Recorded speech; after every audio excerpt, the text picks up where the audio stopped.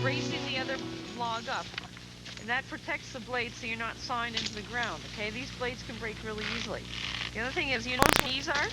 See how they've got their knees positioned? When they come back and forth with the saw, are they going to cut their knees? No. And they're going to work together. Okay, guys, go for it.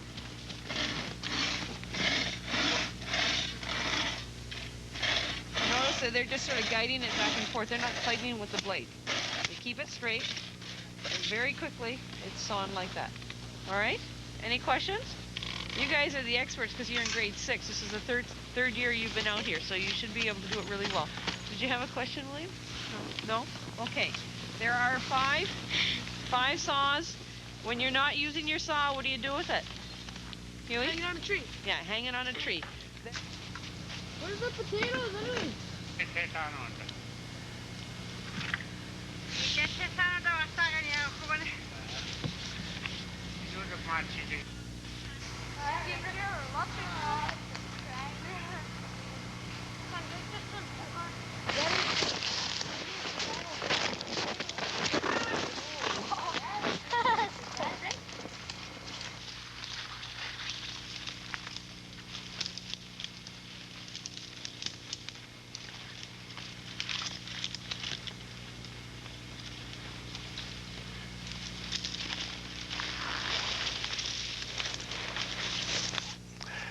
I want to talk about the trees, all kinds of trees like they grew up north here around, especially James Bay area. I come from James Bay, so I can tell you what kind of trees they grow around here. So this, especially for the young people that they never had a chance to go in the bush, and then they're busy go to school, and they never got a chance to go around and look at the what kind of trees there are in the bush. So they don't know what kind of trees, what they're going to use for the snowshoes or whatever it's good for. That's what we want to talk about. And this tree here is called cedar. And a long time ago, Indian people used to use them as when they make canoes and snowshoes, wooden snowshoes, and the rack for the animals to straight up the like maybe a muskrat and all that, or this wooden shovel, spoons, and all that stuff. That's what they made. That's what the cedar was good for. And then the animals use them too.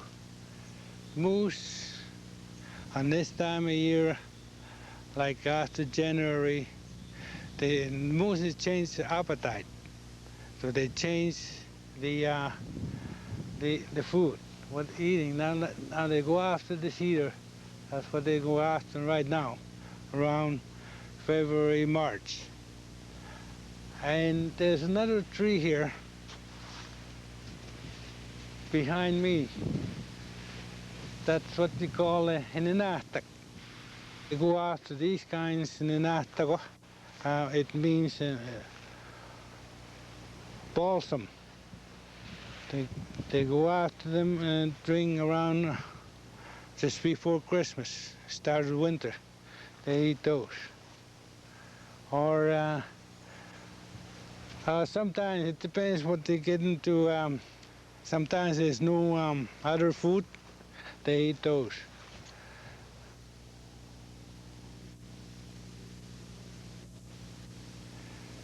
This is a birch tree. I think it's almost everybody know what birch tree look like. There's a birch bark like this. They're coming off, and then you can even take it off, use it. This tree, you can use almost everything, like snowshoes. Anything, whatever you want, like wooden spoons, and I'm talking about what native use, not today. not modern time right now. I'm talking about a long time ago how they used this. Even now, they use the snowshoes, the park using for canoe, and you can use it almost everything, like tools, tool handles, axe handles, and all that. For the animals, and then again, sometimes the moose eat those, the young one. Moose eat them too, and the rabbits and grouse likes those butts from these butts here. That's what the grouse eats right there. They love these. And woodpeckers. You see that woodpecker picking on them? There's lots of woodpeckers, and you find something to eat there. That's what they're for. And then crafts. You can use these for the crafts making. All women, they used long time ago. They used these for even they used the teeth to make a design. You bite that like this. You can see the design there. But they have to find the real clean one. This is when it's burnt. It's burnt already, and it's good to start a fire when you want to make a campfire. That's the best thing to use. And this is the young birch. It doesn't look like birch, but you can tell it's starting to peel off like a birch here.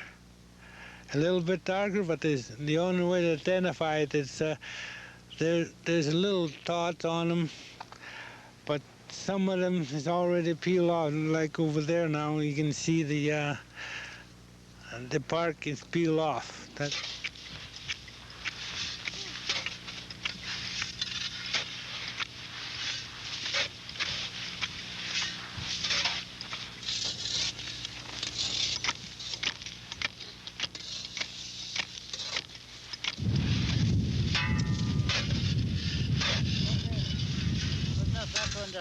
Pick another one there. Same far that time.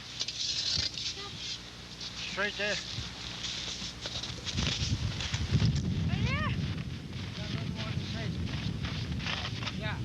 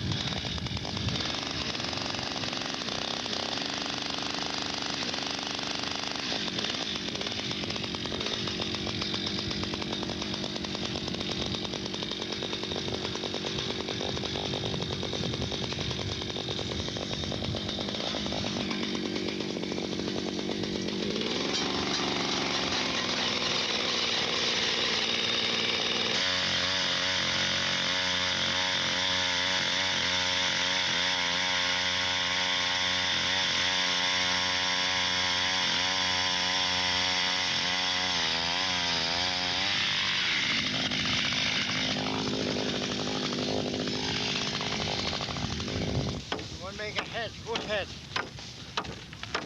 Who's head first? Good head first.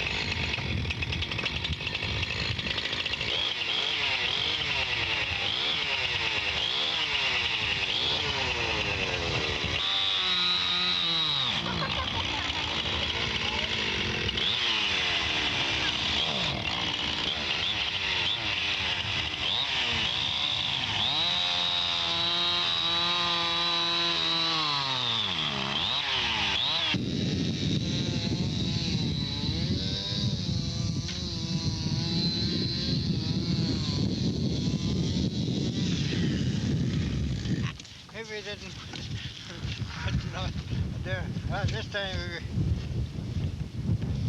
Okay, try it again.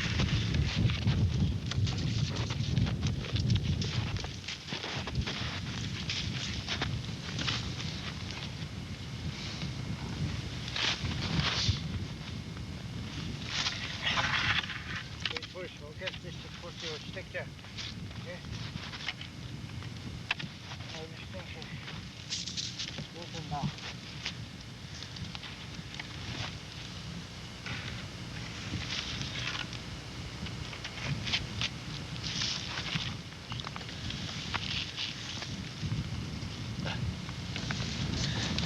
Yeah?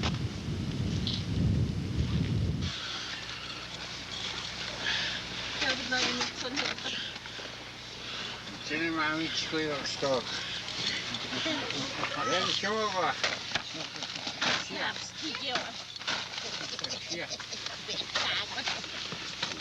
Wat doe je als je bocht tegen?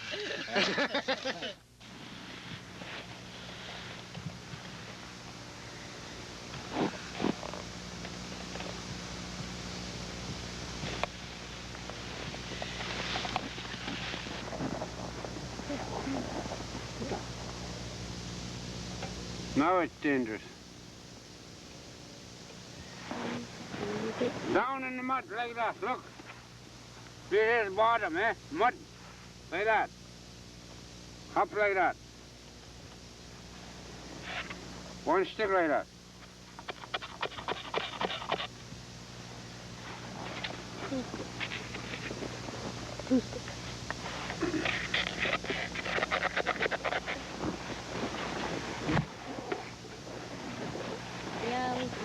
Too small. Big? Too small. No, small one. Huh?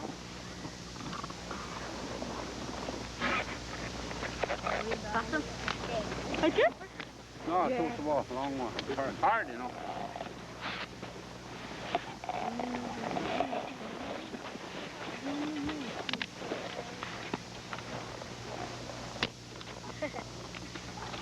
Now. All open water over there. See? And over here. And there's a path here. Right, just like what we do. They go same place. Open water here. Look. Open water here. Deep. This is in bottom. You know?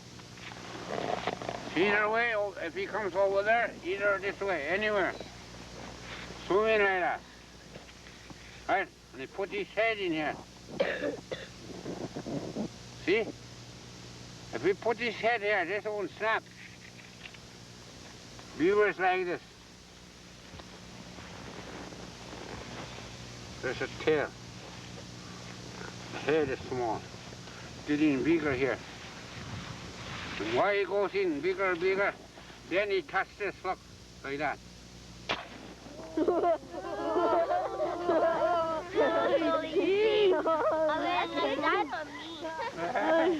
See?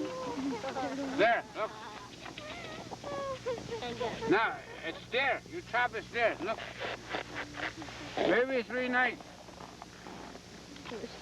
3 nights there. Now what you do, ice here, frozen here. Well, it's going to be about 2 inches. Now you chisel over here, not here. Over here. Little bit. Make a little bit hole. And you get the stick like this, look. And you put that in there. And you wiggle that around. And you know it's there, eh? You know what I mean? Then you chase all the ice around here. And when you left these 2 things, like this, you lift it up like that. And he comes up like that. Right? Mrs. Knight asked me to come over to explain to you a little bit about how dog teams work and about the dogs and a little bit on dog care. Okay, your first thing, to have a dog team, what's the first thing you're going to need? Dog sled. A dog sled? Okay, dog sled. Yeah, you need a dog sled. And you need the dogs to pull it. Now, I got a dog sled here. You know, if you're at home and you have a husky, you can convert any sled into a dog sled. All a dog sled is what the dog pulls. We've often pulled like fancy sleds like these, or in some cases we've had them pull a box sled or a toboggan. It doesn't really matter. So even you guys can, play around with your, most of you have dogs at home, and make a little dog team. These dogs here are different types. See these two white guys? This white dog here and that white dog down there? Well, that's the father, and this is one of his sons. And these are, and this little small one here, those are 3 dogs that are bred for racing. And if you look at them, they're very lean. And somebody asked me earlier, shouldn't my dogs be fat? Well, the way these dogs, since they're racing dogs, if you think of people, if a person's a really big person, They won't go as fast. you don't go as fast. Whereas, like the thin people, if you think of racers, track and field racers, in the Olympics, they're very lean, and same with dogs. So these 2 end ones and that last one there are racing dogs, and they don't look like these other 3 here would look like huskies, because these have been bred to, say, a greyhound or, maybe a whippet, or any type of dog that goes fast. So they'll take a husky, and they'll breed it to like a greyhound. And the offspring of that, or the children, will be dogs that look like this, that are very fast, but they're not as strong as the other guys. So if you're pulling a big load in a sled like wood or your camping gear or a moose or whatever, you'll probably use bigger dogs. And I have bigger dogs at home. I didn't bring them today, just because this is my race team and I want to exercise them. See that dog there, Max? He's the one looking at us. Not the first silver one, the second silver one, between the black one. He's one of my most special dogs. He's my lead dog, my #1 lead dog. And he's the dog that goes in front of the team. And he's probably the smartest dog here, because when I tell him to turn, because you can't, if you're standing back here, you can't turn them. You can't run up to the front and turn them, because they'll take off on you. And you look awful silly chasing after your sled, even though I've had to do that. So he has to listen to me when I tell him to turn. Now I have 2 different commands that tell him to turn. If I want him to turn right, I say G, and that tells him that I want to go right. If I want him to turn left, I tell him ha. For instance, when we hook up the leave here, we're going to go down the trail. When I get to the creek, I'm going to tell him to go G, and he'll swing right. Now, this other fella here, Charlie, the little small one here, he's another lead dog, but he's still learning the commands. If I had him by himself in front leading, we go down to the turn there, I tell him, gee, he might not turn right, he might turn left, just because he hasn't learned the commands as well as he should have yet. But he will. Other commands we use are whoa, meaning to stop, and they don't really listen to that well, so we have to help them out a bit. It's like when you're sliding, you put your feet out to slow down. Well, this is the same thing. And that, I say whoa, and I put on this brake, and then they'll slow down. Hey, is this thing for to hold the thing there? Okay. Stick it on the ground? Yeah, this is called a snow anchor, or a snow hook, because it looks like a hook. When I'm stopped, and I don't want to stand on this brake all the time because I can't move, so what I'll do is I'll put this in the ground, and it doesn't work too good here because it's so soft. But when it's in the ground, the dogs, normally can't pull that out. And so I can leave and go see what, some of them is tangled, or I can go pet them. And I don't have to worry about them pulling out. Now, if I'm going to stop for a long time, I'd probably tie this around a tree like I did earlier. I tied my other hook around the tree there, and they won't run away on me.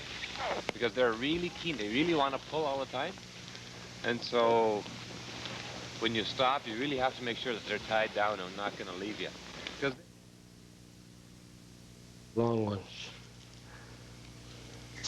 I remember we used to go early. I think it was early at the beginning of September that I remember. My parents, they used to go up the river to go get ready for the winter, to get a head start for everything. And sometimes they build the new camp. Not always, they don't go always the same camp. Like they have to get some moose first. I remember they try to get a moose first so that they can get a height for the snowshoes or moccasins, whatever. And they start trapping early, like just before they freeze up, especially for fox. Sometimes I remember it was too early for the beaver. It wasn't in a prime yet. They waited for the beaver to get prime in the skin, and waited too early. When they skin a beaver, it's all black inside. It's not prime enough. All we had is a flour, sugar, I remember, baking powder, oats, and tea. The tea was more important, and sugar. That's the thing that we do. We didn't carry the other stuff like canned food, or fruit in the can. They used to gather a little bit of berries from the bush for the sweet stuff, and sugar. That's the main thing for the sweet stuff. If we run out of sugar, you die. You have to go to Hudson Bay and get some more sugar. We never got bored.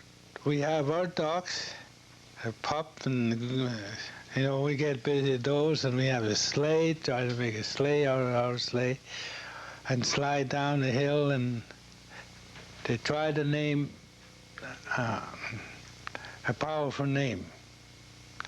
Or it could be a bear, or a bear paw, or something like that, or even some kind of animal with a swift animal.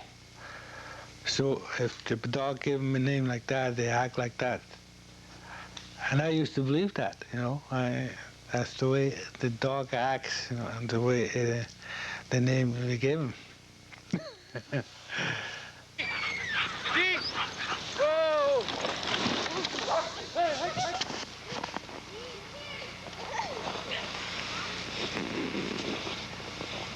I would go down. I would go faster. Where is he going?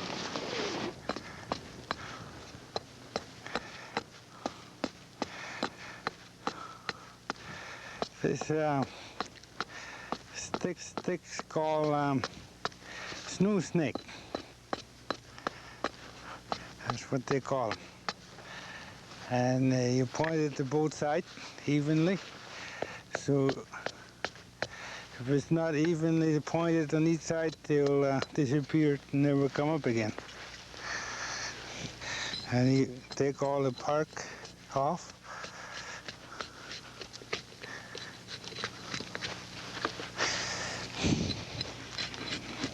But you use a knife doing this. Pocket knife. Right now I'm just using axe.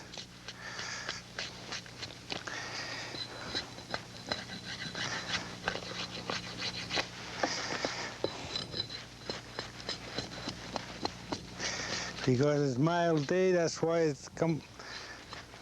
that bark is easy to come off. When it's really frozen, it's not too easy to come up.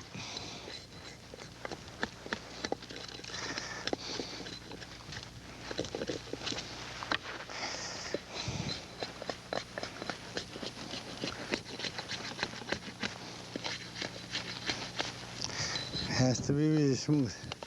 Så har man det. Inte så rätt.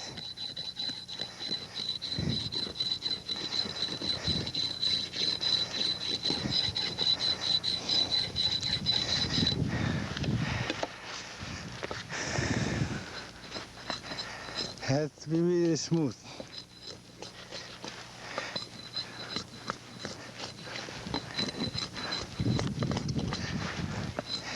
And what they do after they put the a little bit of water and they freeze it on top. So that make it slippery.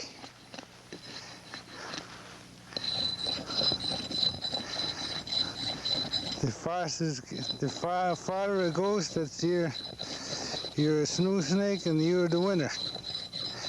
That's what it meant. Maar zei ik nog niet, want ik ga maar tegen. Ik ga schoenen aan in de zaad toe ze mannen. Ik nog niet van hondje. Maar voor, gewoon maar niet ook best knap te jagen, maar voor je